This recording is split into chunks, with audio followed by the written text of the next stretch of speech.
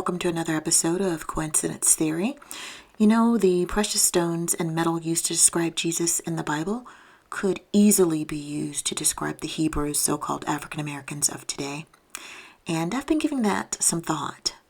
Actually, a lot of thought. And I wanted to share my findings and find out what you think. What do you think? I'm pretty convinced, but let's take a look at Scripture, starting with Ezekiel 8. Then I beheld, and lo, a likeness as the appearance of fire, from the appearance of his loins even downward, fire, and from his loins even upward, as the appearance of brightness, as the color of amber. Okay, so why don't we take a look at amber? Amber is a stone, and we're going to just take a look at Google Images and find out what amber looks like.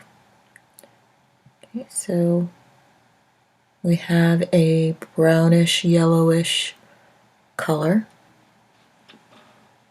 Seems to fluctuate depending on the pictures, but it's beautiful. Wow. Yep, there's a darker honey color there. And here we have something 100 gram natural raw amber stone. Okay. Obviously, mostly brown there. And then it just gets weird with a bunch of Hollywood celebrity stuff. But I think we get the gist. It's actually a beautiful stone. And clearly running the spectrum of golden, honey brown sort of colors. Yeah, looks like my skin. And I'm a black woman. Especially this one. And this one. Yeah, interesting. Okay, moving along. Next up, we're going to take a look at Revelation chapter 4. After this I looked, and behold, a door was opened in heaven, and the first voice which I heard was as it were of a trumpet talking to me, which said, Come up hither, and I will shew thee things which must be hereafter. And immediately I was in the Spirit, and behold, a throne was set in heaven, and one sat on the throne, and he that sat was to look upon like a jasper, and like a sardine stone. And there was a rainbow around about the throne, in sight like unto an emerald. And round about the throne were 24 seats, and upon the seats I saw 24 elders sitting, clothed in white raiment, and they had on their heads crowns of gold. Jasper is next, and it's also very beautiful. And quite frankly, it looks ready. Where have we had that before? King David was described as ready. This looks very ready to me. Let's scroll and take a look. That actually says red over here. There we go. Ready. Okay, red jasper it's known as. Some of them are. And different shades of brown. Well, kind of like me and my family. Different shades of brown. But definitely on the reddish side. And some of these. But wow, this one, this brecciated or brecciated, I'm not sure how you pronounce that, jasper is quite lovely. Okay. Again, different shades of brown. So that is jasper. And that one was taken from Revelation 4:3.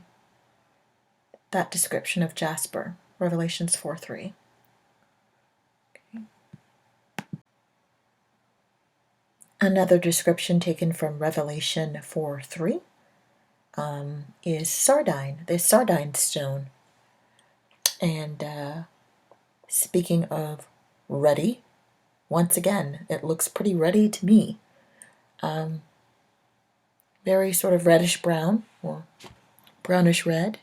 It's beautiful. Let's take a look. Also represents a spectrum of brown or reddish brown. Jasper, sardius. Well, look at that. Also mentions it. It's really quite beautiful. Okay. So that is the Sardine stone, or I'm assuming it's not pronounced sardine, but Sardine stone, also known as sardius. And I believe it's also known as Carnelian. Let me check that out. I think that's Carnelian stone.